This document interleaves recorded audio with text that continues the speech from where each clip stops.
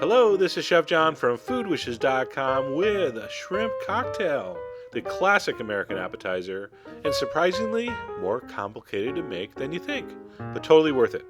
So we're going to start by making what's called a Court Bouillon, which is just a fancy French culinary term for a flavorful poaching liquid. So I have water, cold water, some onions, some garlic, lemon, a bay leaf, peppercorns, some tarragon sprigs, some Old Bay. Don't even think of using New Bay. Some Old Bay, and some salt. Put that over high heat, give it a stir, bring it up to a simmer, and I like to simmer that at least 15-20 minutes so all the flavors meld, and you're going to have a great, great Court Bouillon. By the way, Court Bouillon comes from the days when the kings and queens had the court, and there was the court jester and the court scribe, and the Court Bouillon was the person that made all the king's stocks and broths. All right, so while our poaching liquid is cooking, we're going to make our cocktail sauce, and the star of the show, extra hot horseradish. Get some fresh stuff. That stuff in the back of your fridge from the Clinton administration is just not going to be strong enough. So get some horseradish, some chili sauce, made by the same company that makes the ketchup, some hot sauce, little bit of lemon juice, little bit of salt, and Worcestershire sauce.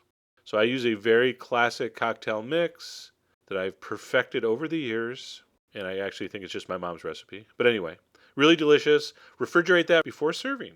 Okay, so our poaching liquid's ready, our cocktail sauce is ready, and now we're going to poach our shrimp, colossal jumbo shrimp. Those are like 12, 15 to a pound. This comes what's called easy peel or ready to peel, which means they're already split down the back, and you really want to do your shrimp cocktail with shrimp that has the shell on. Lots of extra flavor. If yours don't come already split, just take a pair of scissors, cut down the back, and use a paring knife to take out the vein, the intestinal tract there, and you'll have the same thing.